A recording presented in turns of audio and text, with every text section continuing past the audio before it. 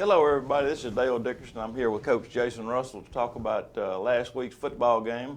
Coach, it was a bizarre start to a game. We had almost a pretty close to 2-hour delay due to lightning, and then having the homecoming before the game, and then it turned out to be a bitter, heartbreaking loss. Yeah, it's all in all a very, very frustrating night in so many ways. We had a 2-hour weather delay.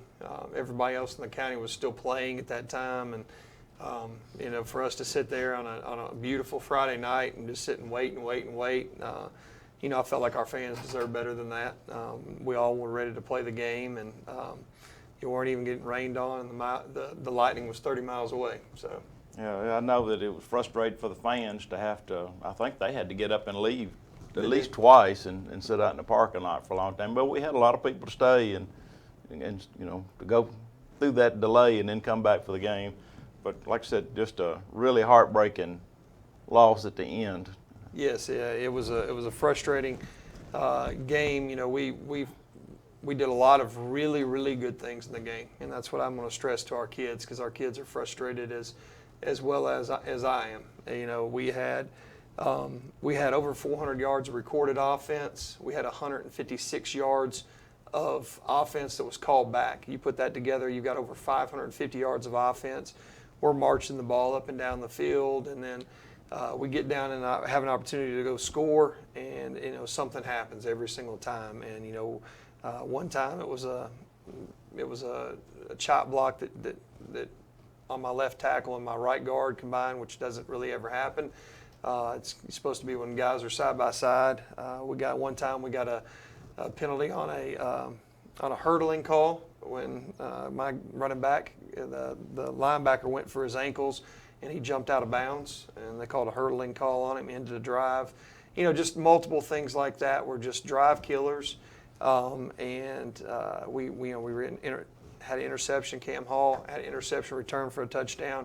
Their guy falls down on the return, and we don't even touch him, and it gets called back. And I mean, it's just, the list goes on and on and on, and missed opportunities and put in a situation where our kids did things really, really good, and it doesn't show up on that final score sheet. Well, we had Traylon Oliver just had a game of a career last Friday night, and I've got some stats here.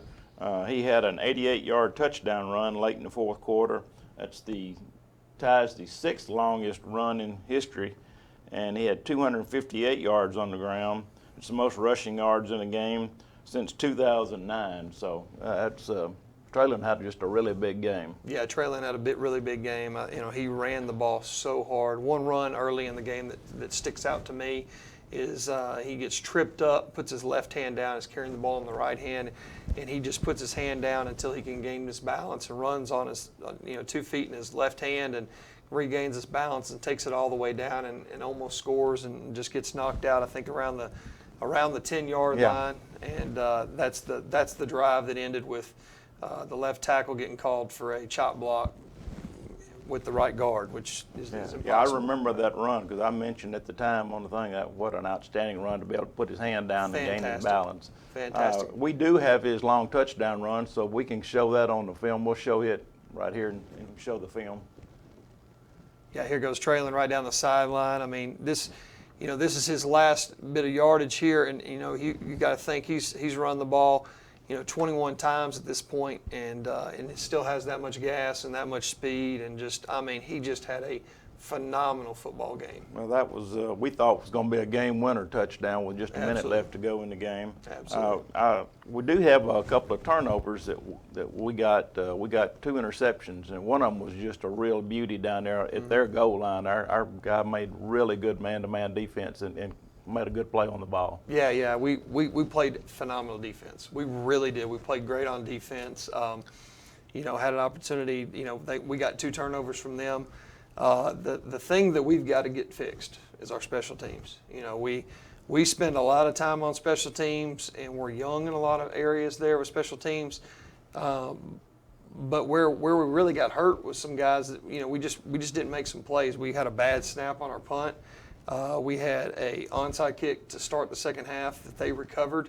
It was right at one of our guys, and we just didn't make the play. Yeah. And then we had the last possession of the game. They kick a sky kick, and we just don't make the catch and don't recover the ball. So, you take those things away, and then the starting field position, and we've got to do a better job at catching the punt. Right now we're letting everything roll, and it just kind of is backing us up. Our average starting field position was a 17-yard line. And we've got to do better than that. So. Yeah, I noticed even on a couple of punts that were questionable calls, but we were down inside the one twice after punts that really put us in bad field position. Those were bad. I feel like the football on film, it goes into the end zone. I felt like in person it goes into the end zone. The players are in the end zone, but the ball was called down at the 1 yard line. Again, we did a great job. We have a heavy set where we came out, and Keyshawn Sessom came in, was our running back at that time, and I thought he did a really, really good job of just getting it out of the end zone, and we actually were able to get a first down on both of those things and drive the ball a little bit. Both those drives stalled out, but we did a good job of getting it out of our own end zone both times. Right. Our defense put a lot of pressure on their quarterback all night. Nick Irvs had a really big game. I think he did. Total 11 tackles. Yeah, he did. Thought Nick played really well. Nick's a guy we like to send on some blitzes and stuff at times, and his speed and his ability to get to the quarterback, it's hard for them to get away. We've also, I thought Jerry Wall had a really good game. Yeah, and he did. I felt like our defensive line, we really challenged those guys to do a better job of squeezing and getting their hands on the defensive linemen to spill guys to the outside to those linebackers, and I think the stat sheet kind of shows that. Yeah. Those linebackers had big games. They were a power-based team, so when you squeeze down and those guys have to bounce out, our guys were there to make the tackles. All right. Let's talk a little bit about next week's game. We got first region game at home. Yes, we got another home game, so I'm excited about that. Excited to get out there. Another opportunity to play at Pool Field. We've got DeSoto Central this week. Really good football team.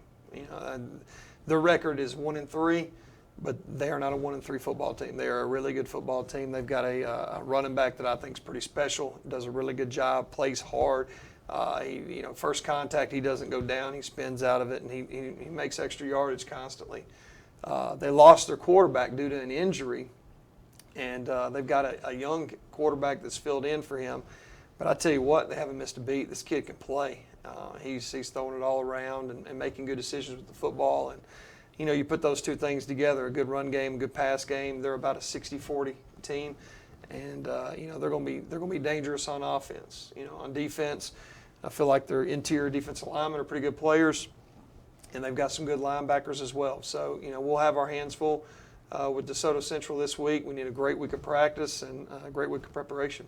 Well, we've had a pretty close series. Olive Branch's series is we've had 11 wins and 3 losses, but we had one game that went 3 overtimes, and that was a wild offensive shootout. Ended up an 87-86 victory, and then we won last year with a 2-point conversion with just 41 seconds. So it's been a good tight series for close ball games. I think fans are going to be in for a really good treat Friday night. Absolutely, I think it is. I think the teams match up well. I think it's going to be a knockdown, drag-out, 4-quarter game.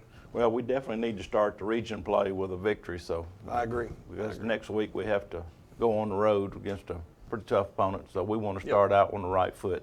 Definitely. All right, let's see. Here, one more stat on that. Olive Branch and DeSoto Central played 7 times at Pool Field, and we've won 6 of them and only lost 1 at home. So we need to defend that home turf Friday night. Absolutely.